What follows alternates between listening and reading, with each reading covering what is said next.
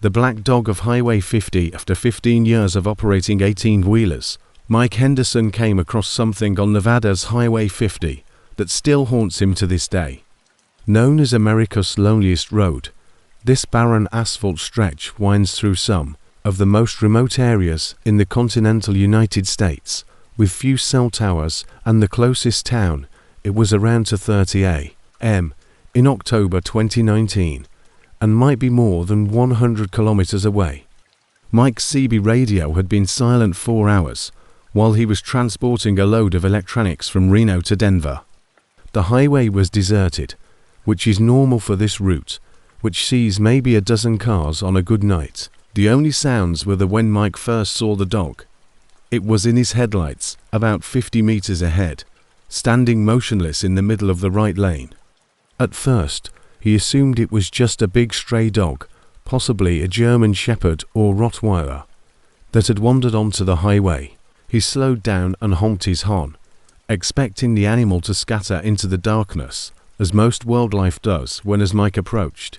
He could see the dog more clearly. It was enormous, easily the size of a Great Dane, with jet black fur that seemed to absorb rather than reflect his headlights. The dog was facing his truck directly, its eyes glowing an odd yellow-green in the halogen beams, and what most disturbed Mike was how perfectly Mike brought his rig to a complete stop about 10 meters away from the creature, and it stood there like a statue carved from shadow. He sat there for almost a minute, waiting for the dog to move, but it never did, and instead it just stared at him with those glowing eyes, completely still except for what he claims was the rise and fall of its chest as it breathed. Eventually, Mike decided to slowly advance, figuring the dog would eventually get scared and flee. But as his truck got closer, an unthinkable thing happened. The dog grew bigger, not in the way that things always get bigger when you get close to them, but rather in the sense that its silhouette stretched upward and outward until it was almost as tall as Mike's cab. At that point, Mike pressed the gas, and his truck lurched forward. Its diesel engine roaring, he sped through the area where the dog had been standing, expecting to feel the terrible impact and hear the thud of hitting an animal. But when he looked in his mirrors, he saw that the road behind him was deserted, and the dog had just disappeared. Mike attempted to explain what he had seen, thinking that perhaps it was fatigue from driving for 8 hours straight, or that it was an optical illusion brought on by his 20 minutes later. The dog reappeared on an overpass approximately a kilometer ahead, standing on the concrete barrier as if it were posing for a picture. Mike could see its yellow-green eyes reflecting his headlights as they struck a road sign or reflector at an odd angle. He had heard other truckers discuss highway hypnosis and the strange things you might think you see during long night drives. As he got closer to the overpass, the dog appeared to be watching his truck with a level of intelligence that made Mike's skin crawl. When he passed beneath it, Mike looked up through his windshield and saw the creature staring down at him. Its enormous head followed his movements as he passed beneath it, and for a brief moment, Mike thought he saw it smile, not in the way a typical dog pants with its tongue out, but a genuine smile that looked like it belonged to a human. Mike was approaching one of the few rest areas on this stretch of highway when he noticed the dog standing next to one of the picnic tables in the parking area. This time, Mike decided to stop and pulled his rig into the rest area, parking about 30 meters from where he had been before. The third encounter occurred just as he was starting to convince himself that stress and caffeine pills were controlling his thoughts. As he approached the picnic table where he had seen the creature, the beam from his flashlight caught something that made his blood run cold and scratch deep. The parking lot was lit by a single flickering street light that made everything look sickly yellow. Mike grabbed his flashlight and climbed out of his cab, his boots crunching on the gravel. The dog was gone, but he could smell something in the air, a heavy musky odor like wet fur mixed with something metallic. There were 5 parallel gouges that appeared to be claw marks in the table's wooden surface. The gouges went all the way through the thick pine planks, leaving fresh scratches and wood shavings all over the place. However, these were not your typical dog claws. They were too deep, too precise, and to widely spaced, they appeared to have been made by human fingers. If human fingers had razor-sharp claws at the tips, Mike swiftly went back to his the fourth and final encounter occurred, just as dawn was breaking over the Nevada mountains. Mike had been driving non-stop, too scared to pull over again, when he crested a hill and saw the truck unlock the doors, something he'd never felt the need to do in 15 years of trucking. He tried calling dispatch on his CB radio, but all he got was static, and his cell phone showed no signal. He was completely alone on America's loneliest road with something that defied explanation.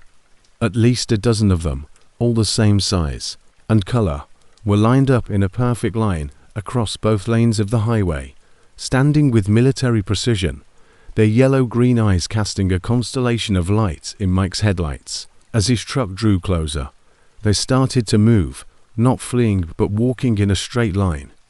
The dog was standing in the middle of the highway about half a kilometer ahead, formation to the sides of the road, making a passageway for him to drive through.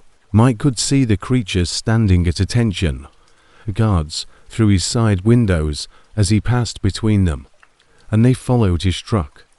Mike claims that over the sound of his engine, he heard a low rhythmic sound that could have been chanting, growling, or something else entirely. Then, as abruptly as they had appeared, when Mike finally arrived at the truck stop in Eerie, Nevada, 3 hours later, he was shaking so much that he could hardly hold his coffee cup. He asked the other drivers if they had ever seen anything strange on Highway 50, expecting them to laugh at him or advise him to get some sleep, but several of them nodded knowingly. They were gone, and Mike's mirrors showed nothing but empty highway stretching behind him.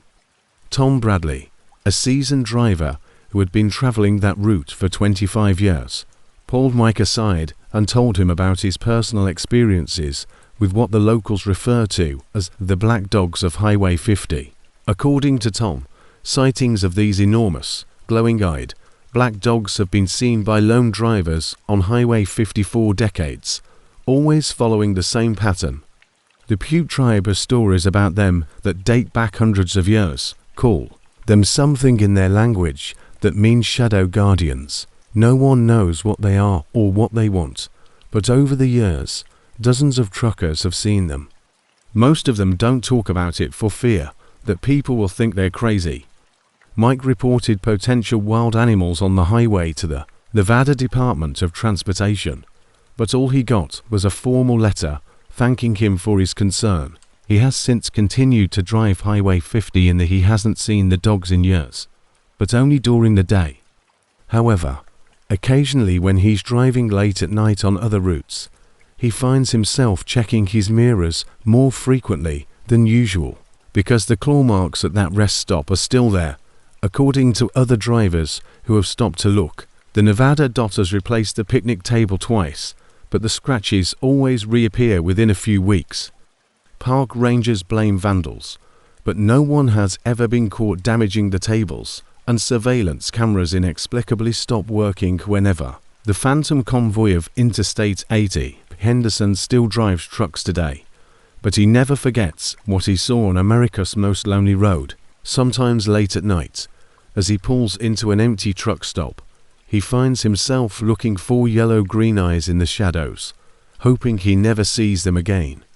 Not even ice storms that turned highways into skating rinks, tornadoes that could flip a loaded semi like a toy, and fog so dense you couldn't see your own hood ornament could have prepared Danny Kowalski for what he saw on Interstate 80 during a blizzard in February 2021, while he was traveling eastbound from Des Moines to Chicago. With a load of agricultural equipment, the weather forecast had predicted snow, but the severity of the storm was underestimated by meteorologists. What began as light snow at around 900 p.m. swiftly turned into a full-fledged blizzard, with winds exceeding 60 kilometers per hour and snow falling so heavily that Dee's wipers could hardly keep up. By midnight, visibility had nearly completely disappeared, and Dee was crawling. Danny was traveling at 30 kilometers per hour when he noticed something strange about the truck he was following. The tail lights were too bright, almost luminescent, and his CB radio crackled with reports from other drivers about 50 meters ahead. Some had already pulled over to wait out the storm, while others were pushing forward in the hopes of reaching truck stops before conditions worsened. The lights seemed to pulse rhythmically like a heartbeat and cut through the blizzard with an intensity that defied the conditions. Danny tried raising the driver on his CB radio and cycling through channels 17 to 19 and 21, the frequencies that most truckers monitored and breaker one, which is freight. The swirling snow also had an unusual reddish-orange tint that he had never seen on any modern truck. As they continued through the storm, Danny noticed other trucks joining their convoy one by one. As more cars fell in line behind the lead truck, their headlights created a chain of light through the darkness within an hour. He tried again on channel 17, but all he got was static. He was following the truck with the bright tail light eastbound on I-80. Despite the dangerous conditions, every truck in the convoy aimed precisely the same speed and spacing. There was no wavering, no flashing of the brake lights as drivers struggled with visibility. Danny counted at least 15 trucks moving in perfect formation, all following those abnormally bright taillights. What most disturbed Danny was the precision of their movement. They moved as if they were connected by invisible cables and synchronized in a way that seemed impossible given the conditions. Danny tried radioing the other trucks in the convoy, but his calls went unanswered. The CB channels were eerily quiet, with no weather reports, no driver chatter, and not even the typical profanity-laced complaints about road conditions that usually filled the airwaves during storms like this one. It seemed as though he and these other trucks were alone in a bubble while the snow raged around them at around 2 in the morning. Something even stranger occurred when Danny discovered that he should have arrived at the Iowa-Illinois border more than an hour ago. Yet there were no exit ramps, mile markers, or signs marking state lines, just an interminable stretch of highway. Danny checked his GPS, but the screen only displayed a blinking cursor with no map data. His odometer was working, showing that he had traveled more than 200 kilometers since joining the convoy. But based on his route, he should have seen more. The landscape on either side of the interstate had completely changed into a featureless expanse of endless snow-covered plains that seemed to stretch beyond the reach of his headlights. The fuel gauge indicated that he was running low by this point, which made sense considering the distance, but he didn't feel the usual sluggishness that accompanies a nearly empty tank. At this point, Danny made the decision to break formation, slowing down and pulling into what he hoped was the right lane with the intention of letting the convoy pass before finding a place to stop and wait out the storm. When Danny accelerated, the convoy accelerated as well. He tapped his brakes, and every truck behind him tapped their brakes in perfect unison, their brake lights flashing like synchronized Christmas displays. No matter what Danny did, the convoy mirrored. The other trucks slowed down with him, and every single vehicle in the convoy adjusted its speed to match his, maintaining that perfect formation. Danny's movements were exactly like their pace car, and panic started to set in. He grabbed his CB microphone and began broadcasting on all channels, saying, "Mayday, Mayday. This is Freight Dog on I-80 eastbound. I've got a situation here, anybody? Copy." The static was so loud that it was now broken up by odd noises that could have been voices or just the storm interfering with the signal. Then Danny noticed the exit ramp. Without thinking, Danny jerked his steering wheel to the right and took the exit, desperate to get away from whatever was going on the main highway. As he curved down the ramp, he looked in his mirrors and saw the convoy continuing straight. On the interstate, those pulsing taillights disappearing. Suddenly, in his headlights, they appeared out of the blizzard like a mirage. There was no exit sign, no indication of where it led, just a ramp curving off into the darkness. After driving this route dozens of times over the years, Danny had never seen a truck stop until he entered the storm. It was an old-fashioned plaza with a single building housing a diner, fuel pumps and a small parking area. Despite the blizzard, the lot was well lit, and the pavement was sturdy. For the first time in hours, he was alone with only the sound of his engine and the wind howling outside his cab. Despite the blizzard raging just beyond the truck stop's perimeter, which seemed to be protected by an invisible dome, Danny pulled up to the fuel pumps and climbed down from his cab to find the area deafeningly quiet after hours of wind and engine noise. Inside the diner, he discovered 3 other truck drivers sitting at the counter, all of whom appeared as shaken as he did when he described his "You saw the phantom convoy," said an older driver named Pete, slowly nodding. "It's been happening 4 years, but only during the worst storms," Pete said quietly, "and drivers get caught up in it and follow those lights 4 hours, sometimes all night.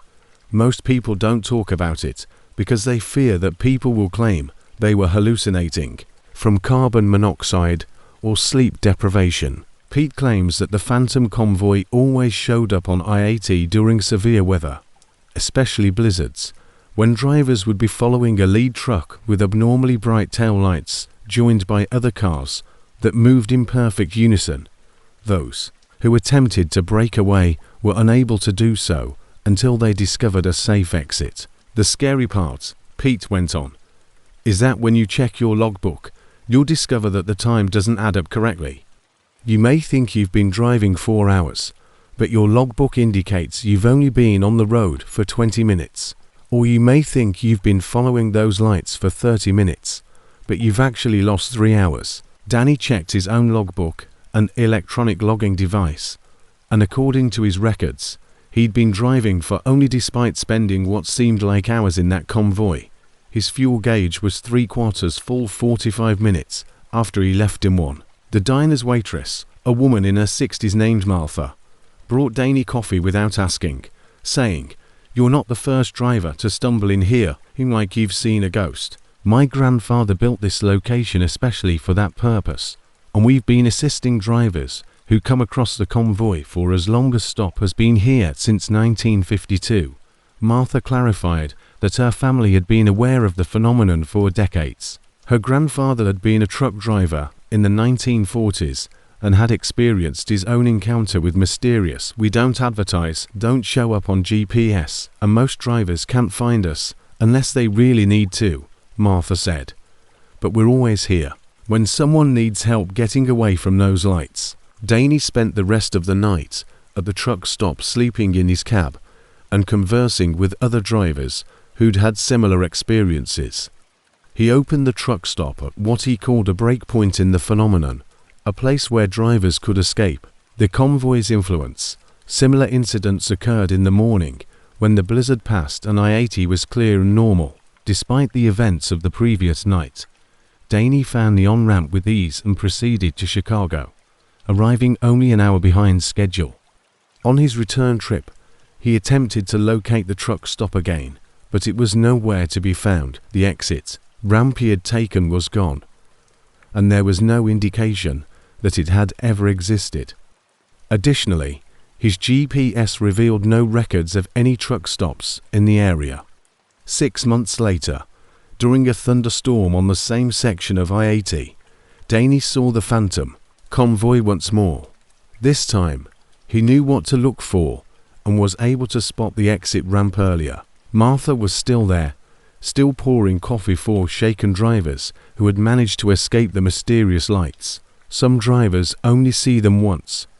Danny continues to drive I-80 on a regular basis, but he's learned to read the signs when the weather turns severe and the radio goes quiet, when the landscape becomes too uniform and time seems to stretch or compress.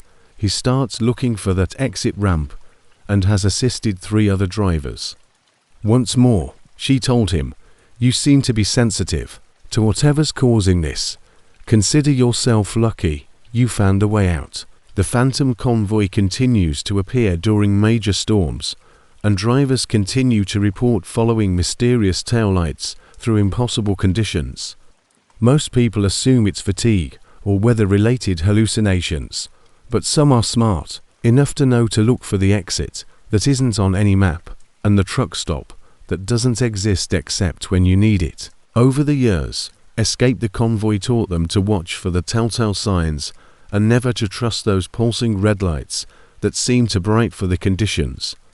3. The midnight radio of Route 287. Carl Martinez had been driving the overnight route between Dallas and Fort Worth for 8 years when he first heard the broadcast that would change everything.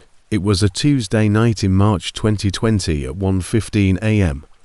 and the waitress has been pouring coffee for lost drivers for more than 70 years. Carl's CB radio had been acting up for weeks, picking up strange interference and distant conversations that seemed to fade in and out like ghost signals.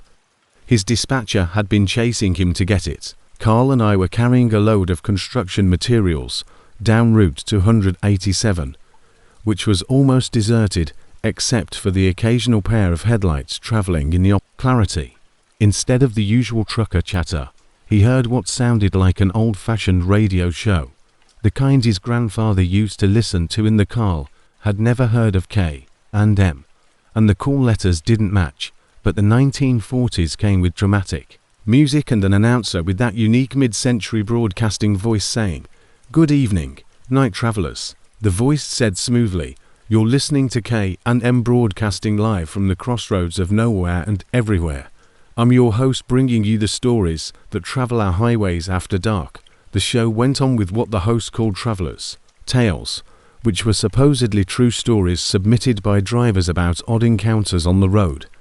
The first story was about a trucker who kept seeing the same hitchhiker at different locations. He tried adjusting his tuner on any station he knew in the Dallas-Fort Worth area, but the signal remained strong and clear on Channel 19. The frequency truckers used for road communication radio shows, though it was strange to hear a radio drama on his CB frequency. Carl was enthralled. The first story was about a driver who took a wrong turn and ended up on a highway that wasn't on any map, leading to a town that had been abandoned for 50 years. The locations were hundreds of kilometers apart, always standing under broken streetlights with his thumb out. The host's voice was hypnotic, and the stories were told with such at around 2:30 a.m. The presenter would remark, "Remember night travelers, the highway keeps its secrets, but sometimes it shares them with those who listen." Each story ended with such passion and detail that it felt painfully genuine. When the show returned to the host's tone, Carl heard what sounded like emergency broadcasts from decades past, air raid warnings from World War II, emergency weather alerts for hurricanes that had hit Texas in the 1960s, and tornado warnings for storms that had already passed instead of commercial breaks. The dates mentioned in these broadcasts were all incorrect, referring to years that had already passed, as if they were current events. Our special caller tonight is a driver traveling Route 287 who has been listening to our broadcast. Carl from Dallas. Are you still with us? Carl's blood went cold. He hadn't called into any radio shows, so he grabbed his CB microphone and keyed up. "Who is this? And how do you know my name?" "We know all of our regular listeners." Carl, the host. Carl's hands were shaking as he held the microphone. "This is impossible. You're broadcasting on CB Channel 19. This frequency is for truckers, not radio shows." The host laughed, a sound that seemed to reverberate. "You've been hearing our signal for weeks now, haven't you? Those conversations that fade in and out, those voices. You can't quite understand. We've been trying to reach you," he said through the radio speaker. "Because you are sensitive to these frequencies, you were selected to hear our broadcast because Carl insisted that you share your story. Of course, every listener eventually joins our program. So tell us, Carl, what's the most bizarre thing?" Through Carl's cab, time works differently on the night highways. Carl's signals from the past, present, and places that might never exist all travel the same roads. During your 8 years of night driving, Carl wanted to end the call and turn off his radio, but something forced him to answer.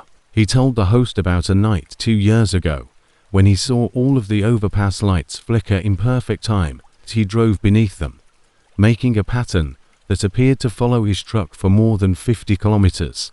He also talked about another time when his GPS led him to a truck stop that wasn't present when he got there, leaving him stranded on an empty road with no recollection of how he got lost. As Carl talked, he became aware that he was talking about things he had never told anyone about, events he had convinced himself were hallucinations caused by too much caffeine and not getting enough sleep, but that, when he said them aloud, made them feel more real and unsettling than he had initially believed. The host said, "Excellent, Carl." After he concluded, "Those are exactly the kind of encounters our listeners want to hear about, and you'll make a wonderful addition to our regular programming." "What do you mean regular programming?" Carl asked, but the host had already moved on to the next story, which was about a driver who kept getting CB calls from his deceased partner warning him about road hazards that hadn't yet occurred. Carl tried switching channels, but KNTM was now broadcasting on every frequency.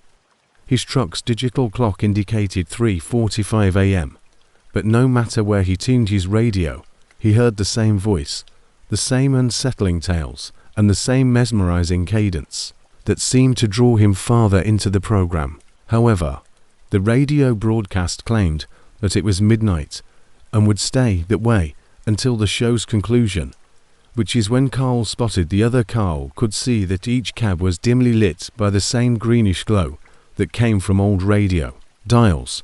The drivers seemed to be leaning forward, as if they were listening intently to something. Carl tried radioing the other trucks, but received no response.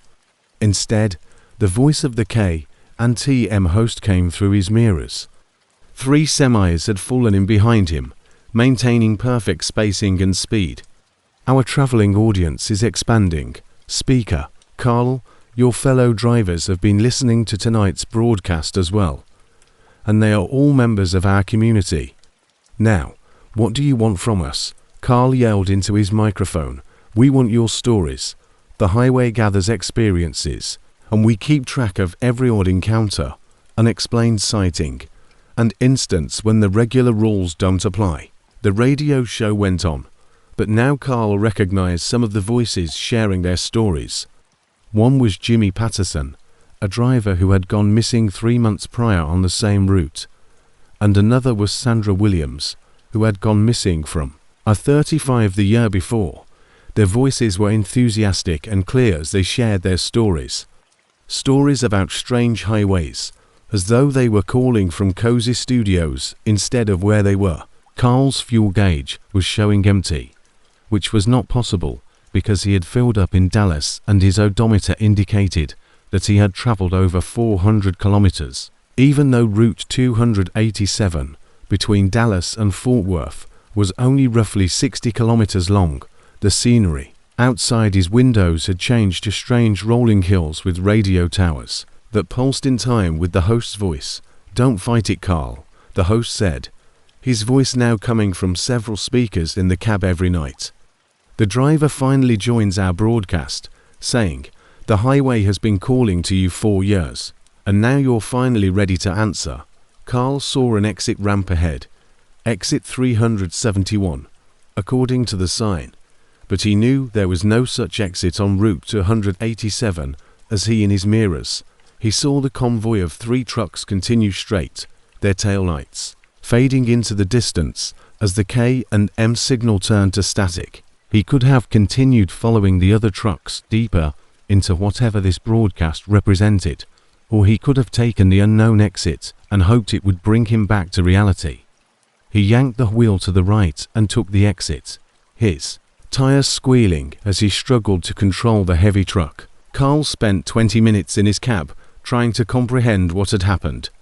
When he finally keyed up his radio to call dispatch, his hands were still shaking, and he reported his experience. The scene was a brightly lit plaza where he had stopped dozens of times before his fuel gauge read 3/4 full. His odometer showed the correct mileage, and his radio was picking up normal CB chatter from other drivers complaining about construction delays and speed traps, location and expected arrival time, maintaining a steady and professional voice. But that wasn't the end of Carl's interactions with K&M. every few months, his radio would typically pick up bits and pieces of the broadcast during the darkest hours of the night. He would hear the host's voice, welcoming new listeners, or hear brief accounts from drivers who had recently disappeared from various Texas highways. The signal was always strongest on Route 287, and Carl became aware of the warning signs, such as the deeper shadows, the difficulty reading mile markers, and the slight change in his engine sound, which indicated that he was being influenced by the broadcast. Carl began carrying a small notebook, recording 37 partial broadcasts over the course of 2 years, noting the dates, times, and locations where the signal was strongest. The most unsettling entry in Carl's notebook was from October 2022, when he clearly heard his own voice on the K and TM broadcast telling a story about a phantom radio show that lured drivers. He found that the phenomenon wasn't limited to Route 287. Other drivers had reported similar experiences on highways throughout the Southwest, always involving radio broadcasts that shouldn't exist and convoys of trucks that vanished. Carl still drives Route 287, but he's learned to read the warning signs when his radio starts picking up old emergency broadcasts, when the mile markers start to blur when other trucks pass. He was describing his first encounter with the host, using the exact words he'd never spoken aloud to anyone. "The highway keeps its secrets," he said in a recorded voice over the radio speaker, "but occasionally it shares them with those who listen." When those familiar green glowing taxis appear behind him, he searches for the closest exit and takes it, no matter where it leads. He has assisted 4 other drivers in escaping the K and TM broadcast by sharing his notebook and teaching them to identify the symptoms. But Carl is aware that there may not be an exit ramp in the future. The host's voice gets louder every time, personal, more comfortable, and occasionally late at night, when he's by himself on the highway, Carl wonders what it would be like to quit fighting and at last become a part of the driving community, where drivers have all the time in the world to share their stories with other travelers who recognize the peculiar allure of America's highways after midnight. For the mirrors of mile 237 for 6 years, Frank Rodriguez had been transporting freight between Phoenix and Albuquerque when he first became aware of the reflections that weren't his. When he first noticed the slight movements that didn't quite match his own actions in his side mirrors, he initially attributed it to exhaustion and the desert heat migrations that were typical along Interstate 40. Through Frank's problems started at mile 237, which was in the middle of a particularly desolate stretch between Gallup, New Mexico, and the Arizona border. Truckers were known for the area's complete lack of services, including truck stops, and the route he took 3 times a week through Arizona and New Mexico took him through some of the most desolate terrain in the American Southwest. Frank first noticed him during a night run in September 2021. There were no rest areas, just endless scrubland interspersed with the occasional abandoned building from the area's mining days. However, this reflection was doing things that Frank wasn't doing, and while Frank kept both hands on the steering wheel, his right hand was pointing at the mirror image. Frank stopped at the next truck stop in Gallup and spent 20 minutes checking his mirrors for cracks, distortions, or anything that might explain what he had seen. The mirrors were flawless, not even a chip or scratch that could create optical illusions. He cleaned them thoroughly and resumed his run after glancing out the passenger window and seeing nothing but darkness in the desert, persuading himself that it had been a trick of the dashboard lights reflecting at strange angles. It happened again 3 days later on his next westbound trip, precisely mile 237. This time, Frank was ready and had set up his phone to record his mirrors while he was driving through that section of highway. When he watches the video, his hands still shake, but he can be seen driving normally with both hands on. The driver's side reflection of Frank appeared to be talking animatedly to someone, his mouth moving in conversation, even though Frank himself remained silent.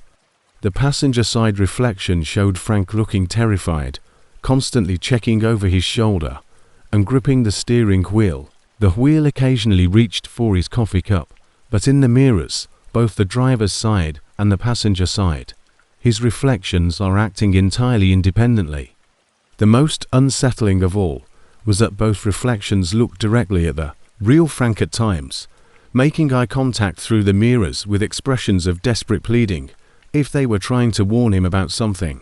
Frank showed the video to his wife Maria, expecting her to give him a logical explanation or at the very least reassure him that he was seeing things, but she turned pale and made him swear to stay away from when Frank pressed her for an explanation.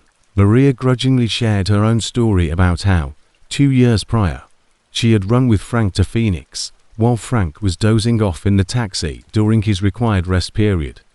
Maria had been keeping watch in the passenger seat at around 3 in the morning. As Maria told him, "It moved just like you do, had your same mannerisms, but you were right there snoring when I woke you up to tell you about it. You thought I was having a nightmare, but Frank, I was wide awake."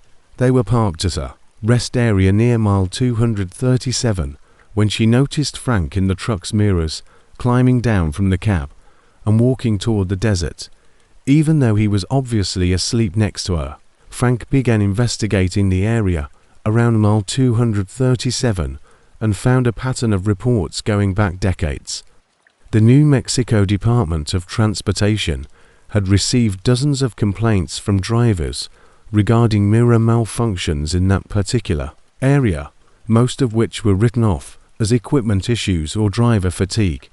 But the tribal elder Joseph Yazy, whom Frank contacted through a cultural center in Gallup, explained over the phone that the area around mile 237 was deemed dangerous long before the interstate was constructed, and that in our language, we call it the place where shadows separate.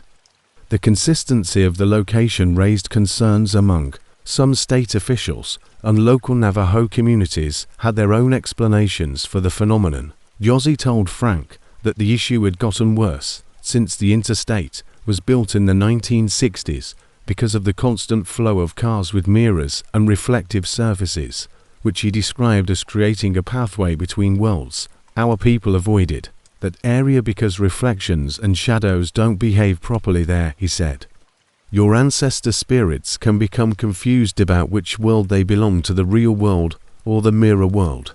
The reflections are attempting to alert the real people about something, Yazy said, but they are confined in the mirror world and can only communicate through gestures and expressions. Since most drivers are unable to comprehend what they are seeing, they disregard the warnings, and Frank's encounters grow more frequent and intense over the course of his subsequent trips through mile 237. The breaking point occurred in November 2021 when Frank was running his regular Phoenix route, when, just before reaching mile 237, his mirrors turned completely black, not broken. They would point frantically at specific points along the highway, cover their faces with their hands as if they were afraid, or make stopping gestures as if they were trying to stop Frank from moving forward, or cracked, just solid black as if they were showing deep water or empty space instead of reflections. As Frank heard the CB radio crackle to life with his own voice, he realized that he was driving east on I-40 and could see the truck behind him, his mirrors, as well as the scenery to his sides, but not himself or the interior of his cab. The voice on the radio said, "I'm your reflection from 3 months ago. The first time you saw me at mile 237, I got separated from you somehow.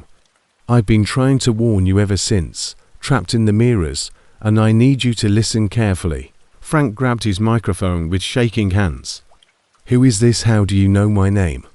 "I am you." The future in which Frank's truck would be involved in a serious accident at mile 238, just 1 mile ahead of the phenomenon zone, with a tire blowout on your trailer in about 2 minutes, was something that the mirror version of Frank had been watching for months. You'll lose control and jacklip across both lanes, the mirror Frank warned, adding, I've watched it happen 7 times now. In an attempt to prevent it, Frank pulled over to the shoulder right away and got out to check. His trailer, the driver's side rear tire, was almost completely bald, with steel belting visible through the rubber. Under normal conditions, it might have lasted another few hundred kilometers, but not on the uneven pavement and steep grades up ahead. Frank called road service and had the tire changed, a delay that likely saved his life. When he started driving again, he saw the skid marks, debris, and emergency vehicles clearing up what appeared to be the exact type of jackknife situation his mirror reflection had described. The CB radio crackled once more as Frank passed mile 237 heading east, saying, "Thank you for listening," he said in his own voice. "I can rest now." Frank's mirrors then returned to normal, displaying only his usual reflection, but he discovered that other drivers also experienced this phenomenon. Jimmy Torres, who drove the same route twice a week, claimed to see several different versions of himself in his mirrors, all of whom appeared to be Sarah Chen, one of the few female drivers who frequently drove that route, described seeing her reflection signing frantically in what she recognized as American Sign Language, despite the fact that Sarah was not deaf and did not know ASL. When she had the gestures translated, they conveyed warnings about impending construction zones and weather hazards. Their attire and the state of the truck cab they were driving indicated that they were from different time periods. That turned out to be true. Over the course of 2 years, Frank began recording reports from drivers who had encountered mirror anomalies. At mile 237, he recorded 43 distinct incidents, ranging from straightforward behavioral differences in reflections to intricate communication attempts. The most frequent theme was that the mirror reflections appeared to be attempting to warn about potential dangers or prevent accidents. Although geologists discovered unusual mineral deposits that might potentially affect electromagnetic fields, and atmospheric scientists observed that temperature inversions occurred frequently in that particular location due to the desert topography, the New Mexico Department of Transportation eventually acknowledged the pattern of reports and commissioned a study of the mile 237 area. However, no scientific explanation could explain the specificity of the warnings or the apparent consciousness. Though environmental factors may contribute to optical illusions, the official report concluded that the consistency of experiences suggested an unexplained phenomenon worthy of ongoing observation. Frank continues to drive the Phoenix-Albuquerque route, but he has developed a ritual for passing mile 237. He carefully checks his mirrors before entering that stretch of highway, and if he notices any unusual behavior from Frank's strategy has been adopted by other drivers, who treat their mirror reflections around mile 237 as an early warning system rather than a source of fear. Because of his reflection, he pulls over instantly and thoroughly inspects his truck. The mirror warnings have helped him avoid 3 more potential accidents, including a brake failure that his reflection detected by frantically pumping an imaginary brake pedal. An informal network among regular drivers on that route sharing. Frank keeps a picture of the mile 237 marker on his dashboard as a reminder to pay attention when he gets there. Sometimes, when he looks at the picture, he swears he can see a faint reflection of himself waving from somewhere inside the image, as if all the mirror versions of drivers who have passed through that area are there. He compares notes on the accuracy of the warnings and learns about what their reflections have shown them. 5. The rest stop that wasn't there yesterday. Bobby Chen, who had been traveling the same route between Portland and Seattle for 4 years, found the rest stop that shouldn't be there, located exactly 17 kilometers south of Olympia on Interstate 5. They have managed to maintain their connection to the real world while continuing to protect their flesh and blood counterparts from the dangers that only they can see coming. Bobby first noticed the rest stop during his usual Tuesday morning southbound run. He was running low on fuel and getting tired after driving through the night, so the sight of a well-lit truck plaza was a welcome relief. The facility appeared overnight in January 2022, complete with fuel pumps, a convenience store, and parking for 40 trucks. However, Bobby had driven past that exact spot the day before, and there had been nothing but forest. When Bobby pulled into the fuel island, he sensed something wasn't right. The attendant who came out to assist him was dressed in a 1970s style outfit, and the facility appeared spanking new, with new asphalt and beautiful LED lighting.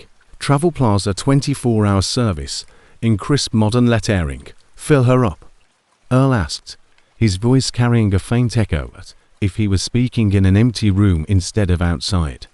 Wearing a brown polyester shirt, an orange vest, and a name tag that simply read Earl, the man looked to be in his 60s, with well-groomed grey hair and an unusually bright smile. "Yeah, Diesel," he said.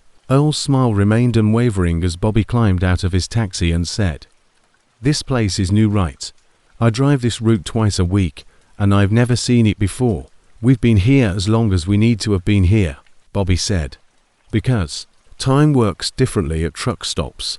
You know, some folks find us right when they need us most." Inside the convenience store, Bobby discovered shelves filled with items he hadn't seen in years, including magazines and candy bars in packaging from the 1980s, soda brands that had been phased out decades earlier, and fuel pumps that were outdated analog models with spinning numbers. The diesel flowed smoothly, and the price per gallon was suspiciously low, nearly 50 cents less than anywhere else on I-5. With illogical cover dates, a copy of Truckers Monthly was dated March 1995, but the headlines mentioned recent truck models and current events, and the cashier was a woman in her 50s with a name tag that read Dolores, a beehive hairstyle, and cat eyeglasses that shouted 1960s, and she handled the antique cash register with little practice. When Bobby paid for, Dolores gave him change in coins that appeared to be brand new, but contained dates from the 1970s and 1980s. "You seem confused, honey," she said, her voice echoing slightly from Earl's first visit to Cascade View. "Yeah, I guess so. When did this place open?" Dolores engaged Earl, who had followed Bobby inside, in a meaningful glance. "We opened when the highway needed us." Bobby left the rest stop feeling uneasy, but unable to pinpoint why. The facility had been clean, well-staffed, and convenient. The fuel was inexpensive, and his truck ran fine. But something about the encounter bothered him for the remainder of his drive to Portland and 2 days later on his return trip to Seattle. He said that some truck stops serve the road, and that we serve the drivers who need a different kind of rest. Bobby pulled over at the next exit and called the Washington State Department of Transportation after being transferred 3 times before he finally found someone who could access records of commercial developments along I-5. He knew exactly where it should be again, 17 kilometers south of Olympia, just after the Highway 101 exit. But when he arrived, there was nothing but the same dense forest of Douglas fir trees that had always been there. "Are you sure about the location?" Bobby was positive. He drove the same route twice a week and knew every landmark, exit, and curve in the road. The Cascade View Travel Plaza had been there Tuesday morning, but by Thursday afternoon it had been removed. "I'm not showing any new truck stops or travel plazas in that area." The official informed him that the last commercial development near Olympia was approved in 2018, and that it was just a gas station. In the weeks that followed, Bobby began questioning other drivers about the enigmatic rest stop. Most of them simply shrugged or implied that he had been more exhausted than he had thought. But 3 drivers, who were all frequent travelers on the Portland-Seattle route, shared their own tales about Cascade View. Veteran driver Tommy Williams, who had been driving for 25 years, said he had stopped there in December 2021 and described the same vintage atmosphere, the same uncanny helpful staff, and the same fuel. During a conversation at a truck stop in Centria, Tommy mentioned that he couldn't find the rest stop when he looked for it on later trips. "I figured I dreamed the whole thing," Tommy said, as he showed Bobby a fuel receipt printed on paper that appeared to be decades old with faded ink and a carbon copy backing. The header that read Cascade View Travel. The third driver, Maria Santos, had an even stranger experience when she stopped at Cascade View during a blizzard in February 2022, when visibility was close to zero. The plaza had an illegitimate address and a phone number that, when Bobby called, only produced a recording that said, "You have reached a number that is no longer in service or has never been in service." In spite of the severe weather, the rest stop was fully operational and looked like a beacon in the whiteout conditions. The strange thing was that Maria explained that there was no snow in the parking lot, not even a flake. Even though the storm was raging all around the rest stop, it seemed as though a dome of clear weather protected the area, and Earl told me that storms couldn't reach Cascade View because it was a pocket of stability between destinations. Maria had slept in her taxi for 4 hours at the rest stop while the blizzard raged outside. When she woke up, the storm had passed, and she was parked on the shoulder of I-5 with no rest stop in sight. Her fuel gauge indicated that she had filled up somewhere, and she had a receipt from Dolores, but the area where she had stopped was just a desolate forest.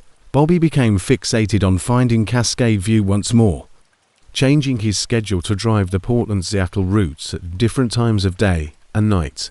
He looked up the history of that section of I-5 to see if there had ever been any truck stops or commercial developments there. What he discovered was unsettling. County records revealed that a truck stop called Cascade View Travel Plaza had actually existed there until 1987, when it was demolished following a string of accidents and mysterious events. Originally constructed in 1974, the Cascade View facility served drivers for 13 years before closing permanently. According to newspaper archives Bobby discovered at the Olympia Public Library, truckers had a reputation for losing time there, discovering vintage items that shouldn't have been there, and interacting with staff members who appeared detached from reality. The last incident that resulted in the closure of the truck stop concerned a driver named Robert Martinez, who vanished after pulling into Cascade View in November 1987. 3 days later, his truck was discovered parked at the rest stop, with the engine still running, but Martinez was nowhere to be found. His disappearance prompted a state investigation that found multiple irregularities in the facilities. Earl Thompson had worked at Cascade View from 1974 until his death in an automobile accident in 1981, and Dolores Peterson had worked there from 1975 until her death from cancer in 1983. However, both were listed as active employees on the payroll until the facility closed, which was the most upsetting aspect of the operation. Despite the disturbing implications, Bobby continued to search for Cascade View, though realizing that he had been interacting with people who had been dead for decades. He came to realize that the rest stop only appeared when drivers actually needed it, not just for food or fuel, but for something deeper. In March 2022, Bobby discovered Cascade View once more during one of the worst nights of his career. The familiar lights of the rest stop appeared in his headlights as he battled to stay awake on the dark highway, fighting micro-slumber episodes that could have killed him and other drivers. Earl greeted him at the fuel pumps with the same timeless smile. "You look like you need more than just diesel tonight, Bobby," Bobby said. He had been dealing with a family crisis, hadn't slept well in 3 days, and was pushing himself far beyond safe driving limits. Bobby slept for 6 hours in that back room, the deepest and most peaceful sleep he'd had in weeks, and when he woke up, he felt truly refreshed for the first time. Dolores had a court set up in the back room and said gently, "Relaxation stops aren't just for trucks, and sometimes drivers need to rest their souls too. You've been carrying too much weight lately, and not the kind you haul in your trailer. The highway takes care of itself," Earl observed as Bobby got ready to depart. "But sometimes we need help taking care of ourselves. That's what Cascade View is really for. Earl and Dolores were waiting with fresh coffee and sandwiches that tasted like his grandmother's cooking. Bobby attempted to pay for the petrol, food, and lodging, but Dolores waved him away. As Bobby drove away, he looked in his mirrors and watched the rest stop fade into the forest, its lights dimming until there was nothing but darkness and trees. He realized now that there were cascade views in the spaces between normal reality, appearing when the demands of the highways became too much for a driver to handle. "You've already paid," she said, referring to someone who needed us to be here. Handle alone. Bobby continues to drive the Portland-Seattle route and continues to search for Cascade View on his most trying journeys. In the last 2 years, he has found it 3 more times, each time when he has needed it most. Once during a severe depressive episode after the death of his father, once when mechanical issues left him stranded far from assistance, and once during a crisis of confidence that nearly caused him to give up trucking entirely. Earl and Dolores. Bobby has learned to recognize the signs that Cascade View is about to appear, such as a subtle change in the quality of the light, a sense of anticipation in the air, and the feeling that the highway itself is reaching out to offer comfort. Other drivers on the route have begun coming to Bobby with practical help with his truck, a safe place to rest, or just someone to listen without passing judgment. They don't advertise or post about it online, because they've learned that Cascade View is only accessible to those who genuinely need it, and only when the highway determines they're ready for the kind of rest that goes deeper than sleep. As a result, there is now an informal network of truckers who have found the impossible rest stop, sharing their stories and watching out for colleagues who might need to discover it for themselves. 6 The headlights that follow music on a foggy November night in 2020. Somewhere between Des Moines and Omaha on Interstate 80, Jake Morrison, who had been transporting cargo across the Midwest for 9 years, first noticed the headlights that wouldn't go away. He was rushing behind schedule, pushing through weather that should have grounded him hours earlier when he first encountered them. Jake initially thought it was just another trucker following his lead through the dense fog, where visibility was only about 30 meters. It made sense for drivers to convoy together for safety, as he had done numerous times before, finding a truck with good lights and following at a safe distance until conditions improved. However, these headlights were different. They maintained exactly the same. Jake tried radioing the driver behind him at Channel 19 Breaker 119, but the lights slowed down when he slowed down for a curve, accelerated when he accelerated on straightaways, and changed lanes to pass a slower vehicle, all of which stayed exactly 40 meters behind Jake's trailer, as if they were connected by an invisible tether. "Freight runner to the truck following me east on I-80. You got your ears on nothing but static."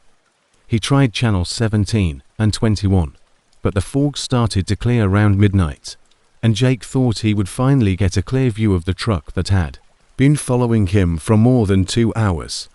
However, as visibility improved, he noticed something strange. The headlights were there twice.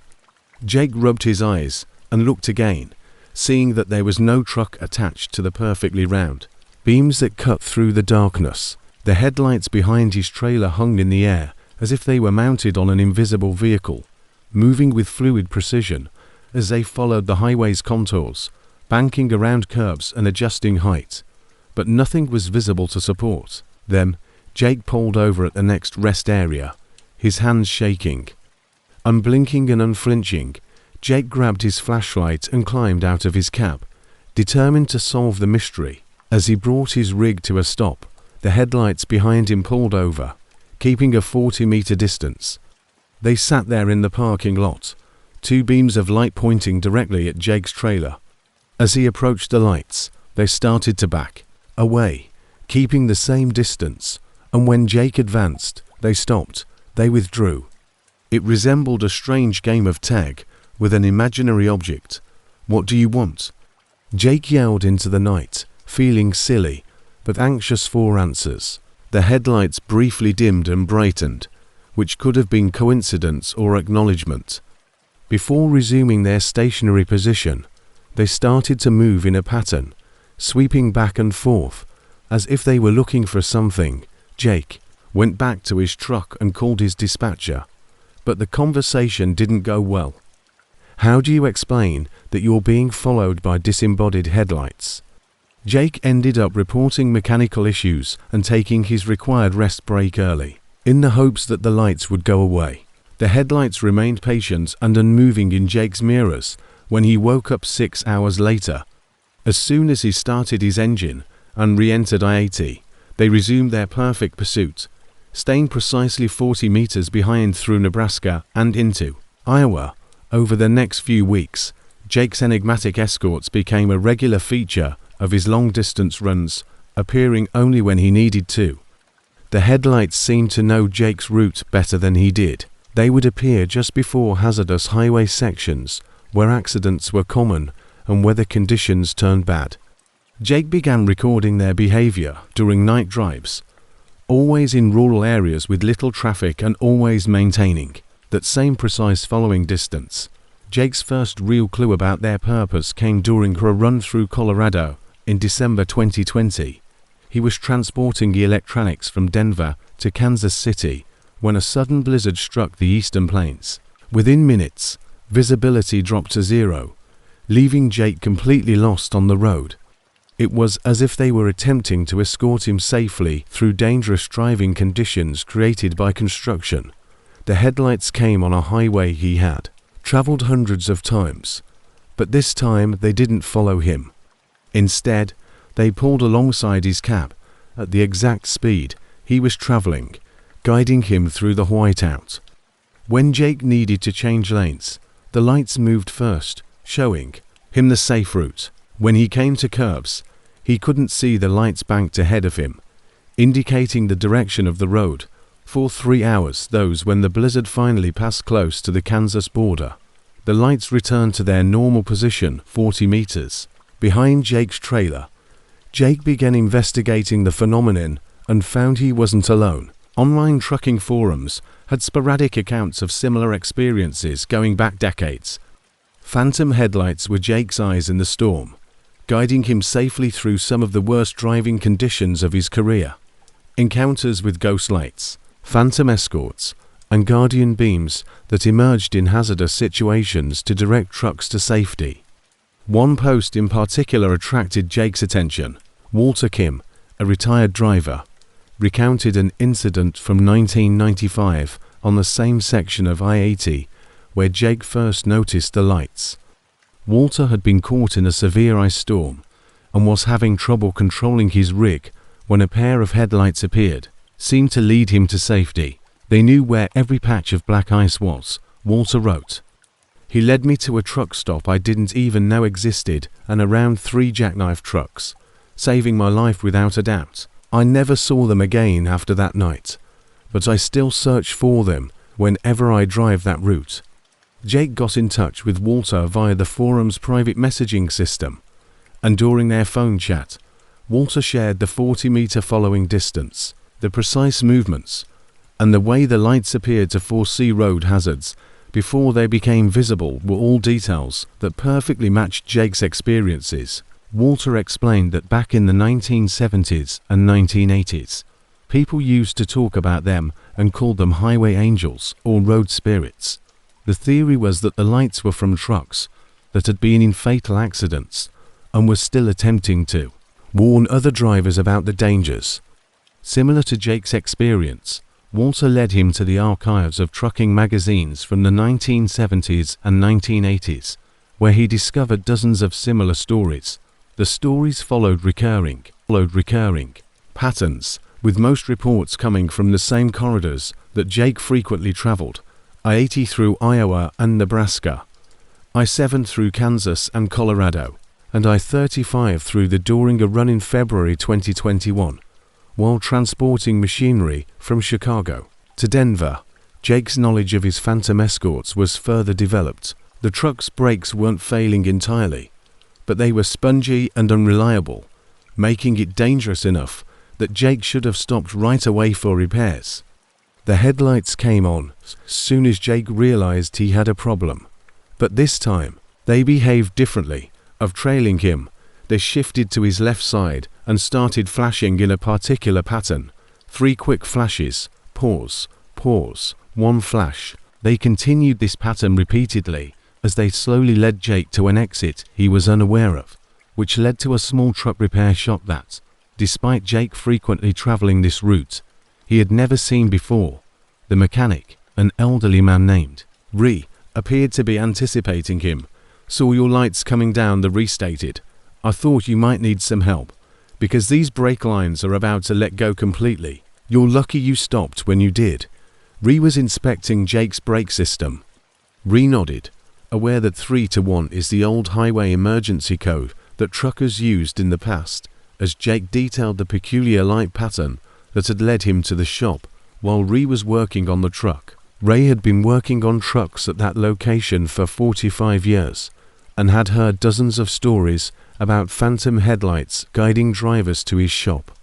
"This place sits at what you might call a crossroads of the spirit world," he said. "Lots of accidents. On these trucks, prior to the widespread use of CB radios, 3 flashes indicated mechanical trouble, 2 indicated medical emergencies, and 1 indicated a request for help. Your guardian lights were telling you they knew about your brake problem. Some people believe that the lights on roadways over the years represent the spirits of drivers who lost their lives while attempting to assist others who were still performing their duties." Jake continued to experience the headlights for 2 more years, but as he grew more adept at spotting and avoiding potentially harmful situations, the lights appeared less frequently. In March 2023, during what Jake now understands was a test, he was driving through a severe thunderstorm in Oklahoma when he came upon a jackknife truck blocking both lanes of I-35. The final encounter occurred less frequently, as if they sensed that he was growing capable of protecting himself. The accident was so recent that Jake's phantom headlights appeared instantly, but instead of directing him around the accident scene, emergency responders positioned themselves to illuminate the crash scene. Working in the beam of those enigmatic lights, Jake was able to extract the injured driver and administer first aid until paramedics arrived, and the ambulance drove away with the rescued. Emergency responders had not yet arrived, and the driver was trapped in his cab. Jake realized his training was complete. The phantom lights had taught him not only how to recognize danger, but also how to assist other drivers in trouble. He had become what they were a guardian of. As he turned to thank his illuminated assistants, he noticed that the headlights were fading for the first time in more than 2 years. They gradually dimmed until they vanished entirely, as if someone were gradually turning down a rheostat. Highway Jake continues to drive the same routes and keeps an eye out for drivers who might need assistance. He has a remarkable ability to recognize dangerous situations before they become serious, and over the past year, he has prevented dozens of potential accidents. Other drivers have begun to talk about a trucker who shows up at the exact right time to offer assistance, as if materializing out of nowhere when help is needed. Is required primarily at night on deserted highways. Jake notices new sets of phantom headlights in his mirrors, always 40 meters away, constantly keeping watch over younger drivers who are still learning to read the dangers of the road. Jake smiles upon seeing them, knowing that the highways' guardian spirits have found new drivers to train, and that the tradition of invisible protection continues along America's most hazardous corridors. Somewhere out there, Jake has evolved into the enigmatic helper that other drivers will one day recount in forum posts and truck stop conversations. He is another ghost story in the rich folklore of America's highways, a guardian angel keeping watch over those who live their lives on the road. 7. The engine that started itself. Rick Hoffman had been driving the same Peterbilt 379 for 8 years when it started starting itself in the middle of the night.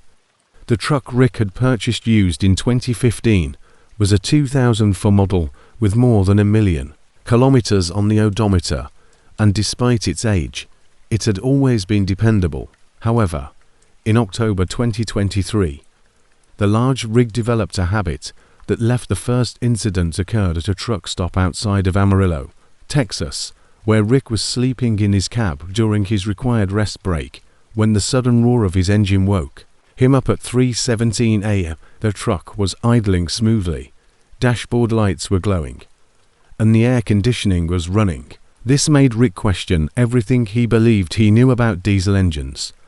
The cab was empty, the doors were still locked from the inside, and Rick's keys were exactly where he'd left them on the small table next to his bunk. The engine was running flawlessly, displaying normal oil pressure and temperature readings, but Rick was positive he'd shut it down before going to sleep, so he turned off the engine and frantically ran to the front of the cab, as if someone had climbed into the driver's seat and turned the key, tried to explain what had happened, thinking that perhaps he had forgotten to turn off the engine entirely, or that there might have been an issue with the ignition switch. Old trucks had electrical peculiarities, and Rick had heard of cars with bad wiring that could start themselves in certain situations. However, 3 nights later, in a rest area outside of Little Rock, Arkansas, it happened again. And this time Rick was positive he had turned off the engine. He had even checked all of his switches and gauges before. At the next major truck stop, Rick decided to have the truck checked by a mechanic. Dave Kowalski, a diesel technician with 30 years of experience, spent 2 hours inspecting Rick's electrical system, ignition components, and engine control, and he had settled him for the night. At 2:43 a.m., the familiar rumble of his Caterpillar C15 engine filled the cab, waking him from deep sleep. There is no mechanical reason why this truck should be starting on its own, and Dave reported that the wiring is in good condition and the ignition switch is operating correctly. He also suggested that Rick might be experiencing a phenomenon known as phantom activation, which is brought on by electromagnetic interference from nearby cell towers or radio transmissions. Was uncommon, but not unheard of in older trucks with analog electrical systems, he explained. Rick wanted to accept the scientific explanation, but over the course of the following month, his truck started itself 11 times, all between 2:30 and 3:30 a.m., and always while Rick was asleep. The breakthrough occurred on a chilly November night at a truck stop in Joplin, Missouri, where Rick was lying awake waiting for 2:30 a.m. because the timing was so perfect that he started setting his alarm for 2:25 a.m. to see the phenomena himself. Rick heard footsteps outside his truck that made his blood run cold, then heard someone climbing into the cab below him. He stealthily grabbed his flashlight and slipped to the edge of his bunk to peer down into the driver's area, where he saw a figure sitting in his seat, but it wasn't quite solid. It looked translucent like a hologram or projection, wearing a flannel shirt and using a trucker's cap that appeared to be decades old. The spectral driver reached for the ignition with movements that seemed completely natural, and the engine roared to life in response to his phantom touch. The figure checked gauges and adjusted mirrors that didn't need to be adjusted with the practiced efficiency of an experienced trucker, then settled back in the seat as though getting ready for a long haul. Rick watched in horror as the Spectre went through a thorough pre-trip inspection without leaving the after about 10 minutes. The phantom driver appeared satisfied with his inspection. He reached for the ignition once more, turned off the engine, and climbed down from the cab. Rick heard the footsteps fade away. The ghost checked the cab's air pressure, tested the lights, and examined the instrument readings. Everything the ghost did was methodical and professional, adhering to procedures Rick recognized from his own training. When morning arrived, Rick asked other drivers if they had ever encountered anything similar. Most of them shook their heads or made jokes about ghost riders, but an older driver named Sam Rodriguez pulled Rick aside for a serious conversation. "You bought that truck from Johnson's used rigs in Dallas, didn't you?" Sam asked. Then, silence. Returned to the truck stop. Rick nodded, and Sam's face darkened. That was Tommy Brennan's truck, which he had driven for 15 years. before suffering a heart attack in 2015. They discovered him in the driver's seat during a rest break the following morning, still strapped in, with the engine running. Tommy's family sold the truck to Johnson's after the funeral, and Sam explained that Tommy had been renowned among drivers for his Tommy used to claim that his truck was his partner rather than just a machine, adding, he talked to it, treated it like it was alive. Some of the guys made fun of him for it, but Tommy's truck never let him.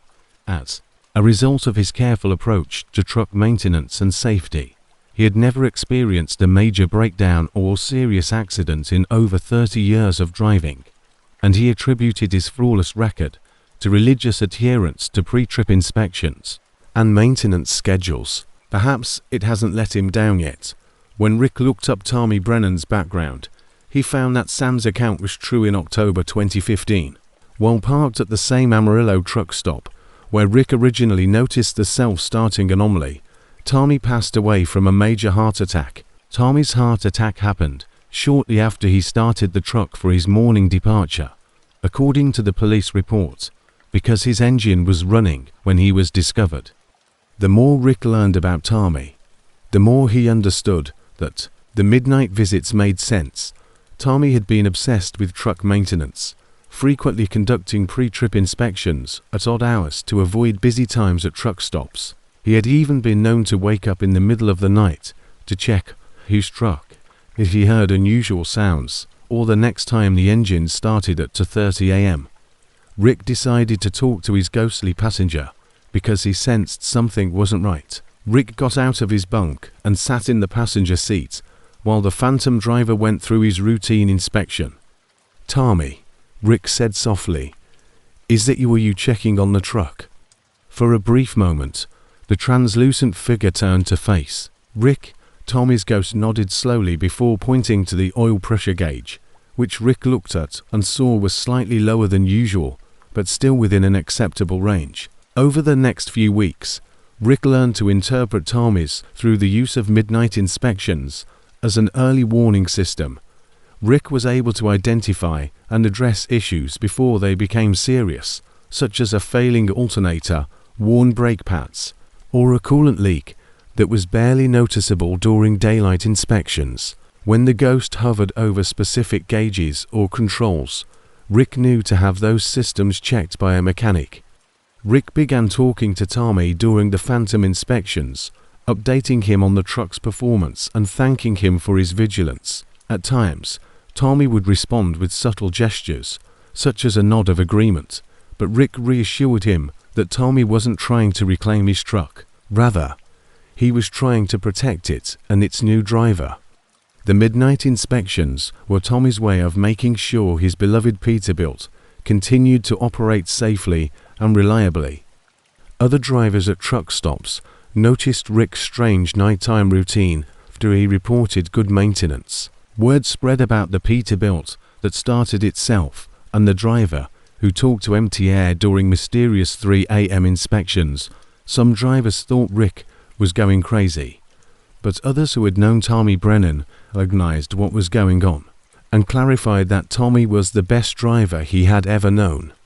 Jerry Martinez, who had worked with Tommy for a number of years in the 1990s, said that if Tommy's spirit is still taking care of that truck, then Rick has the safest rig on the road. Tommy never let anything go unnoticed when it came to maintenance, and Rick's truck gained a reputation for exceptional dependability despite its age and high mileage.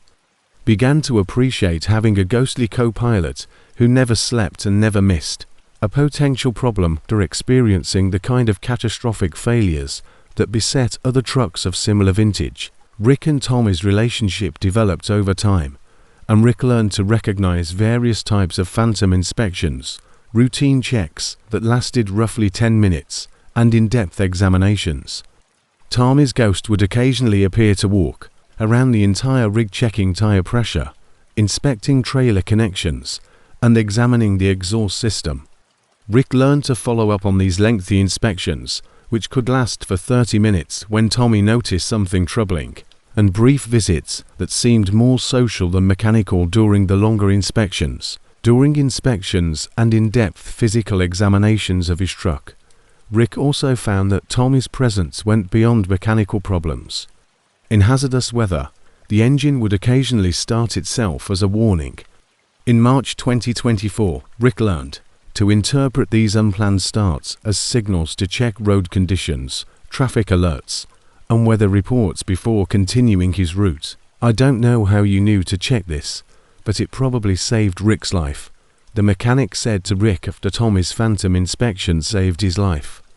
The ghost had been especially agitated during his midnight visit, constantly pointing at the brake system gauges and making urgent gestures. Rick had the brakes checked the following morning and found that his brake lines were severely corroded and could have failed at any time. Another few hundred kilometers and you'd have had no brakes at all. Your life and the number of other individuals on the road. Rick's tale became well known in the trucking industry, and drivers would specifically seek out the dark blue Peterbilt with chrome stacks in the hopes of seeing Tommy's spirit or seeing the renowned self-starting engine that Rick was given. "Tommy and I are partners now," Rick would say, adding that he works the night shift and I work the day shift, which is the safest arrangement I've ever had. Rick continues to drive Tommy's Peterbilt, and the midnight inspections continue. So the truck now has more than 1.5 million kilometers have passed, but it still functions like new because of Tommy's constant observation and Rick's readiness to fix any problem the ghost finds. Occasionally, during the day, Rick sees Tommy. A translucent figure inspects the truck while Rick is inside, or a ghostly hand adjusts a mirror that had moved slightly during the drive. Rick has come to value these sightings as the fact that the engine still starts on its own at 2:30 a.m. and that Rick continues to sit in the passenger seat during Tommy's inspections is proof that he is upholding Tommy's standards for truck maintenance and driver responsibility. It has become a routine that Rick wouldn't trade for anything. It is a relationship between the living and the dead, bound by a mutual love of the road and reverence for the vehicles that transport them safely. Music ate the load that delivered itself. Marcus Thompson had been transporting freight for 12 years when he picked up the most unusual shipment of his career. From a Memphis, Tennessee warehouse, the load was headed for Millfield, Kentucky, a small town, and the paperwork stated that it contained household for someone named Elizabeth Harrison. The job was unusual not because of the cargo Marcus had moved innumerable household shipments over the years, but rather because of the way the load seemed to have a mind of its own. The issue began even before Marcus left the warehouse, when the loading crew was securing the last of the boxes and furniture in his trailer, when he noticed that some items, like an antique rocking chair, kept shifting position even though they were properly strapped down. "Weird," muttered Tony, the warehouse supervisor, as he examined the trailer. "We've been loading trucks for 20 years, and I've never seen cargo shift like this while we were still working on it. Maybe the straps are too loose." They resecured everything with additional tie-downs, and trucks that had been loaded near the front of the trailer was somehow now sitting in the middle section. Boxes marked kitchen items had rearranged themselves into a neat pyramid that hadn't been there when the loaders finished. Additional blocking. But by the time Marcus finished his paperwork and pre-trip inspection, the cargo had moved once more. The rocking chair was now directly behind the cab, and several boxes had inexplicably moved to different parts of the trailer even though they were securely anchored. Marcus chose to go ahead and make the delivery, assuming that whatever was causing the shifting would stop once he got on the highway. But as he drove north through Tennessee, he heard sounds from the trailer that shouldn't have been there. At midnight, approximately halfway to Kentucky, Marcus pulled into a rest area to check his load. When he opened the trailer doors, he discovered that the cargo had completely reorganized itself. This was not the typical creaking and settling of secured cargo, but rather intentional movements, as if someone was moving around back there rearranging things. Marcus stared at the arrangement for a few minutes, trying to comprehend what he was seeing. The cargo hadn't just moved, It had been purposefully arranged with care and thought someone had set up a living room, complete with a rocking chair, next to a small table, boxes labelled books neatly stacked beside a reading lamp, and a couch facing what would have been a television if one had been present. Marcus muttered, "This is impossible," and took out his phone to take pictures of the scene. He saw that many of the boxes were now open, their contents neatly displayed rather than packed for shipping, and that one box marked Elizabeth's China had been unpacked with all of the items that had been unpacked from the boxes and placed exactly as they might appear are a real home. As though someone had been about to serve tea, fragile plates and teacups were set out on the small table next to the rocking chair. Marcus tried calling his dispatcher, but the call went straight to voicemail. He tried to call the Memphis warehouse, but all he received was an automated message stating that the facility was closed. With no other choice, Marcus carefully secured what he could and headed toward Kentucky, intending to resolve the situation with the customer. When Marcus arrived in Millfield, Kentucky, the following morning, he heard the trailer's noises continuing through the night, not just bumping and shifting, but deliberate movement and what sounded like footsteps, the scraping of furniture being moved, and occasionally what might have been humming or soft singing. The melody was old-fashioned and faint, like the kind of tune his grandmother might have hummed while doing housework in the 1950s. According to a neighbor, the property had been unoccupied since the mid-1990s, when the last occupant, an elderly woman named Elizabeth Harrison, passed away, and her heirs sold the land to developers who never constructed anything. The street number on his paperwork led to an empty lot covered in weeds and dotted with the foundation stones of a house that had been demolished years prior. The delivery address was missing. "I'm looking at the booking right now, Marcus. The customer called last week, demanding immediate pickup and delivery. She specifically asked for you by name, saying you'd handled moves for her family before, and she paid in cash." His dispatcher, Janet Morrison, was equally perplexed. "There's no house here, and the customer passed away nearly 30 years ago." When Elizabeth Harrison called on Tuesday afternoon, legitimate Janet read Marcus the information from the booking sheet. She gave the Memphis warehouse address for pickup and the Millfield delivery location. It seemed that she had known Marcus' schedule and asked him to handle the shipment himself because of his reputation for handling fragile items carefully. But Marcus said that was not possible. Last week, Marcus opened his trailer once more to document the situation for his company's insurance purposes. What he discovered defied explanation even more than the previous night's rearrangement. The cargo had been completely unpacked and arranged to recreate an entire 1950s era home, with furniture placed exactly as it would have been in rooms and a bedroom set. If she had died in the 1990s, she couldn't have called. The most unnerving aspect was the attention to detail. Family photos had been taken out of their packing boxes and placed on tables and dressers. A handwritten letter sat on the kitchen table. The ink faded, but the words were still legible. The bed was made. The clothes were laid out as though someone was going to wear them. The kitchen was equipped with dishes for a meal that was never served, and the living room was set up for entertaining guests who would never show up.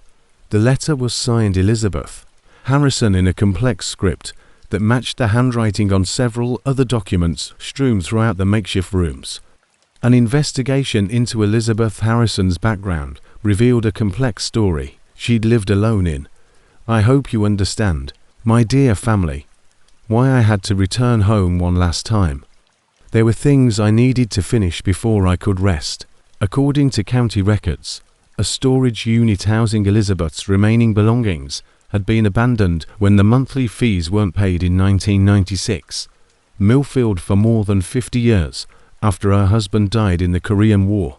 Elizabeth's relatives sold the majority of her belongings at an estate sale, but some were put in storage because the family couldn't agree on how to divide them. Eventually, in 2015, the contents were put up for auction in order to pay off the debt, and the beer dealer in Vintage Household Goods realized that he might have been delivering Elizabeth's actual possessions, which had been dispersed among several owners and collections over the years, and somehow reunited for this impossibly difficult delivery. 9. The way station, which was situated on Interstate 84 between Portland and Pendleton, Oregon, looked normal from the outside, with standard dot signage, regulation scales, and a small office building where inspectors checked paperwork and vehicle compliance.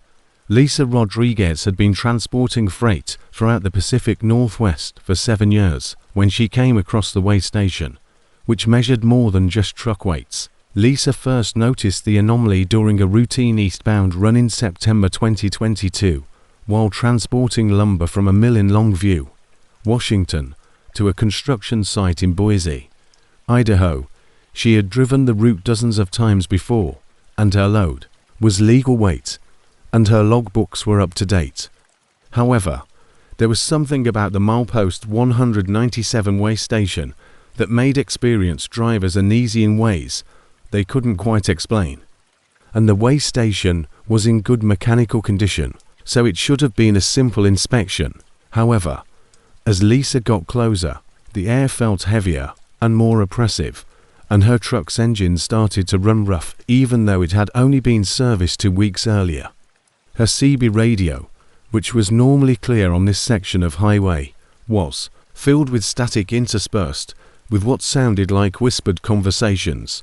When Lisa stepped onto the scale, the digital readout indicated that her gross vehicle weight was 78,400 pounds, which was well within the legal limits for her truck and trailer combination.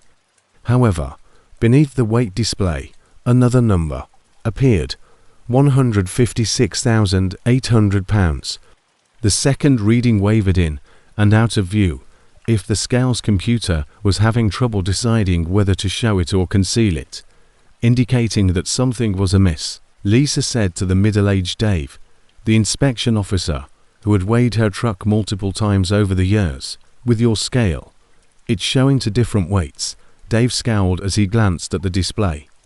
The official reading was 78,400 pound, but Lisa was correct. There was unquestionably a second, much higher number appearing.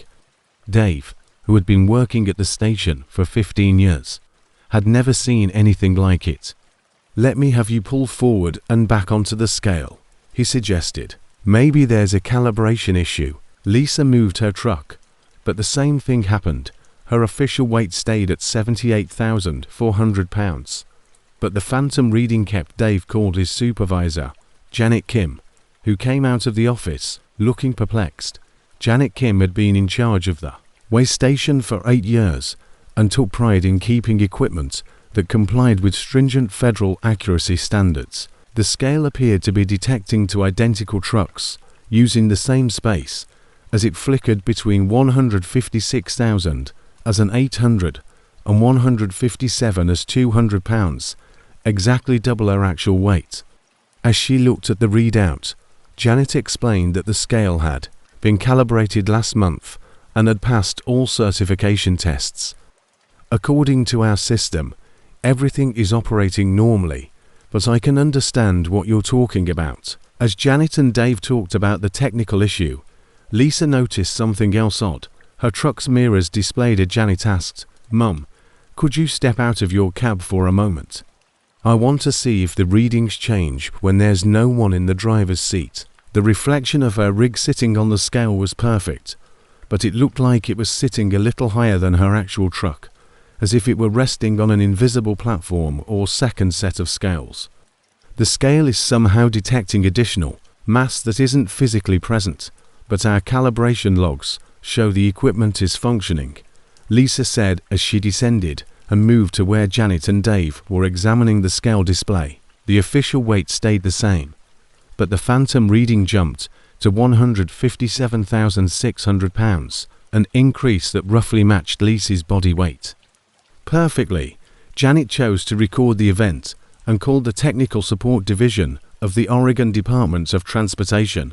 While they awaited instructions, Lisa described her experience approaching the way station which included engine issues, radio interference, and a general feeling of unease.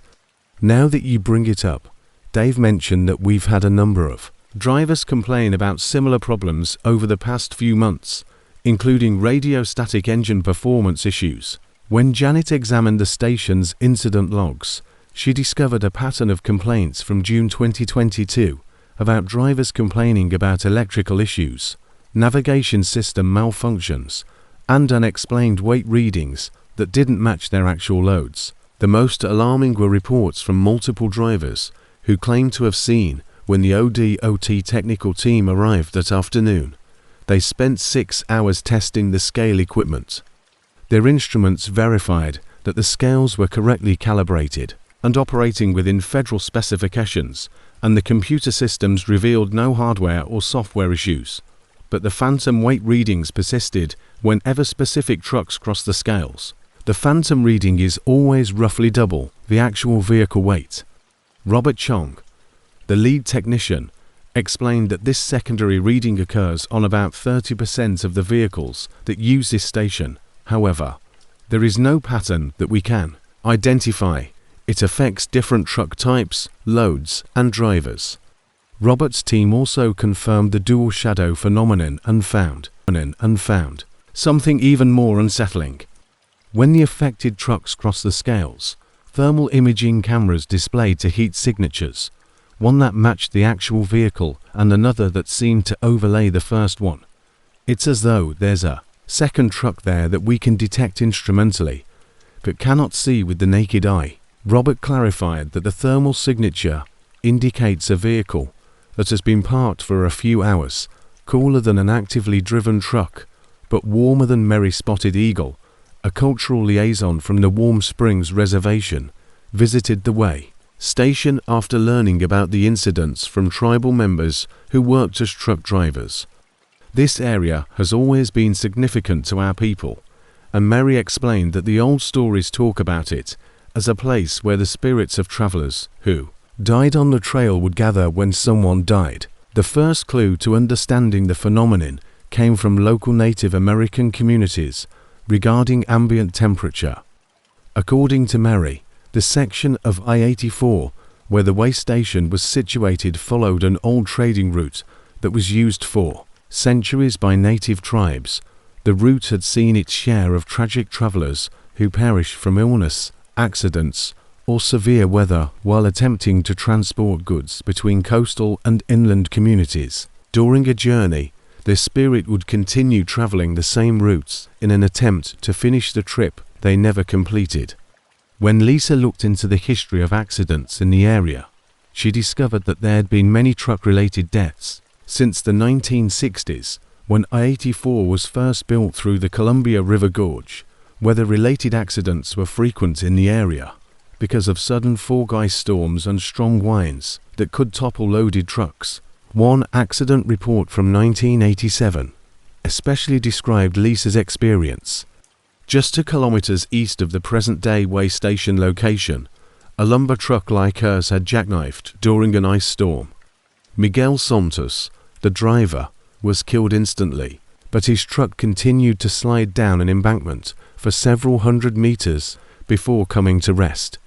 Miguel was transporting the same kind of load that I was carrying, which was lumber from the coast to Boise, the same route, same cargo, same truck. Possibly his spirit is still an attempt to finish that delivery. Lisa's theory gained traction when other drivers started talking about how truckers carrying particular kinds of cargo such as lumber, agricultural products, construction materials, etc., were most likely to cause the phantom readings at the way station. The staff at the way station came up with the theory that the ghost trucks were drawn to cars carrying loads similar to what they had been transporting when they passed away. There was an unofficial procedure for dealing with the unusual readings. When phantom weights showed up, they would note them in their reports, but only use the real vehicle weights for safety and legal reasons. Drivers were told that the secondary readings were the result of equipment calibration and shouldn't be taken seriously, but Lisa and other seasoned drivers were more aware of the fact that they were sharing the road with the ghosts of truckers. who had perished while attempting to finish their routes, still bearing their spectral loads toward places they would never reach. Lisa started to treat her experiences with the phantom truck as a sign of respect for her profession. When the double weight readings showed up at milepost 197, she would silently thank Miguel Santos and any other spirits who might be accompanying her on her safe journey. When she saw the second shadow or sensed the presence of the invisible truck, she would say to her mirrors, "I hope you find your way home." Other drivers followed suit, transforming the way station from a source of anxiety into a memorial for truckers who had lost their lives while on the job. The Oregon Department of Transportation eventually recognized a pattern of unusual readings, but labeled them as unexplained instrumental phenomena instead of the way station at milepost 197 has evolved into an unofficial memorial where the living and the dead share the road as equals united by their commitment to delivering their cargo safely to its destination. Elisa continues to drive the Portland-Boise route on a regular basis and has learned to recognize when the spirit trucks are active on foggy days or during weather conditions similar to those that caused historical accidents. The phantom readings are more frequent and more pronounced during these times. Destination 10. The exit that leads to yesterday. After 9 years of traveling the same route between Chicago and Detroit, Kevin Walsh found exit 127, a ramp that shouldn't have been there, and led to locations that had ceased to exist decades earlier. The exit appeared on Interstate 94 in southwestern Michigan, always in foggy conditions, and always between 2 a.m., 4 a.m., and 4 o'clock m. The first time Kevin took the enigmatic escape was during a severe November storm in 2021, while he was transporting car components from Chicago to a Ford facility in Dearborn, and the freezing rain had made it difficult to see. This happened every time Kevin was running behind deadline. Kevin had driven this section of I-94 hundreds of times and had never seen an exit for Millbrook, but the green highway sign emerged from the fog exit 127 downtown Millbrook gas food lodging. Almost nothing. His delivery was already 6 hours late, and his dispatcher was threatening to dock his pay if he missed the morning production schedule. The exit ramp dropped sharply, and the fog grew thicker as Kevin descended, swirling around, his cab like a scene from an old black and white film. At the bottom, Kevin found himself on a 2-lane road that appeared to have been constructed in the 1950s, with expansion joints that produced a rhythmic thumping sound beneath his wheels. The town of Millbrook appeared like a main street, which Norman Rockwell painted, was lined with brick buildings that housed businesses with hand-painted signs. Full-service vintage cars from the 1940s and 1950s were parked along the street, their chrome bumpers gleaming. Kevin pulled into Murphy's gas station, where a coverall-clad attendant and "Evening, sir," the attendant said, tipping his cap. "Fill her up with diesel." "Yeah, thanks," Kevin said. "I've never seen this exit before." Is Millbrook new?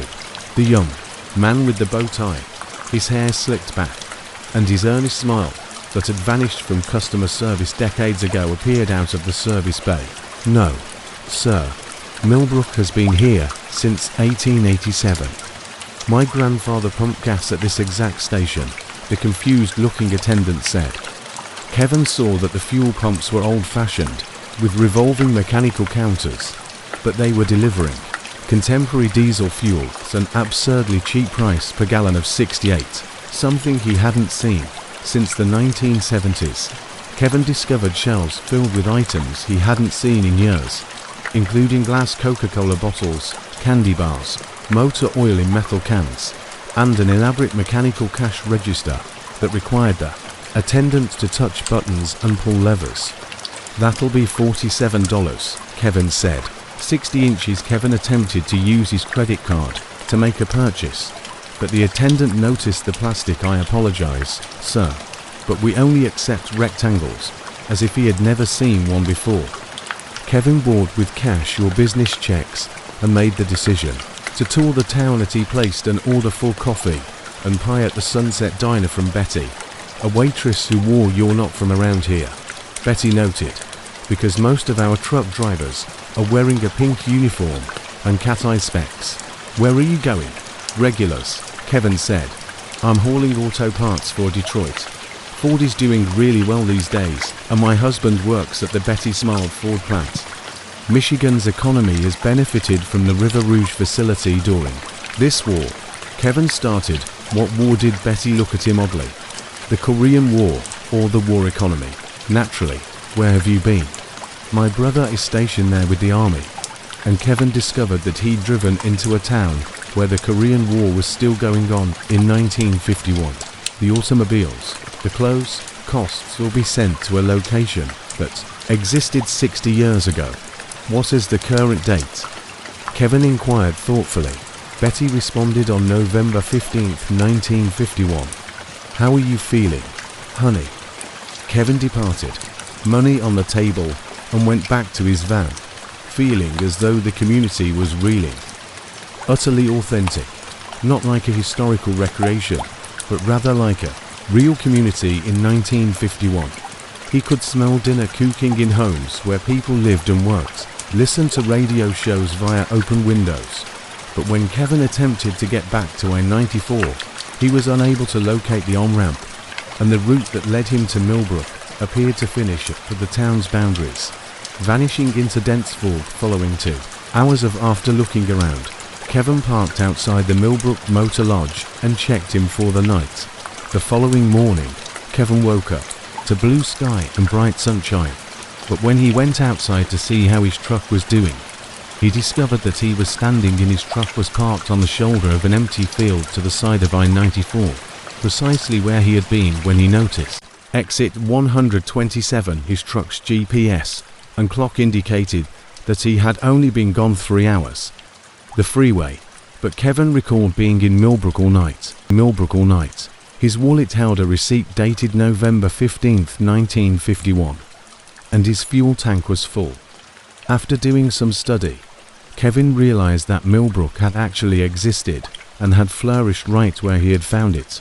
Hamlet that served passengers on US Highway 12 from the 1880s to the 1950s. The village, which served as the model for Interstate 94, had a population of roughly 1,200 who provided highway traveler services and worked in agriculture. But Millbrook had abandoned when I-94 was constructed through the region in 1957. The town's economic lifeline was totally cut off when the freeway ran through it. After 5 years, every company had shut down, and the town's inhabitants had left, subsequently destroyed, leaving only the foundation standing. By 1965, Kevin discovered newspaper archives with stones strewn across cornfields, pictures that were exactly the same as those he had seen at Murphy's Sinclair station. Even the waitress Betty was present at the Motor Lodge's Sunset Diner, identified in a Betty Morrison in a 1952 portrait. After 3 years of employment at the Sunset Diner on further occasions, Kevin started searching for exit 127, but the enigmatic ramp only showed up under certain circumstances. Throughout a 2-year period, Kevin discovered Millbrook 3 more often than not. He was running late, and the weather was bad. The first time Kevin would refuel at Murphy's station and eat at the residence of the town recalled him from earlier times when the Sunset Diner occasionally spent the night at the Motor Lodge. Inquires about his origins, as though he were a frequent client on his third. When Kevin asked Betty about the town's future during their tour, she appeared perplexed. "Do you mean that Millbrook has existed for 64 years and will likely continue to do so for another 64? Kevin discovered that Phantom Millbrook's residents were unaware that they were living in the past or that their community was for them. 1951 represented the present, and the future was filled with promise. Kevin's last visit took place in March 2024. This time during a blizzard. Something had changed. The town appeared to be fading around the edges and less substantial. A number of businesses were shuttered, and other structures seemed translucent. Sales signs. Betty was still present at the diner, although she appeared worn out and older. slow lately, she informed Kevin, and the state is considering constructing a new roadway that would fully avoid Millbrook, and some are concerned that Kevin recognized what he was seeing. As the town's timeline drew near, Millbrook's last moments were spent seeing its decline. "It's been good knowing you, Betty," said Millbrook as I-94 opened and sealed his doom in 1957. As he was about to depart, Kevin added. Betty grinned piteously. "You take care too, honey. Have a safe trip." Kevin has never again located exit 127. It appears to be a mystery ramp, to have vanished with Phantom Millbrook. As though the town's soul had at last, Kevin continues to search for the exit on cloudy nights on I-94 despite accepting its fate, wishing to spend one more night somewhere where time was suspended and that the 1950s American dream persisted indefinitely.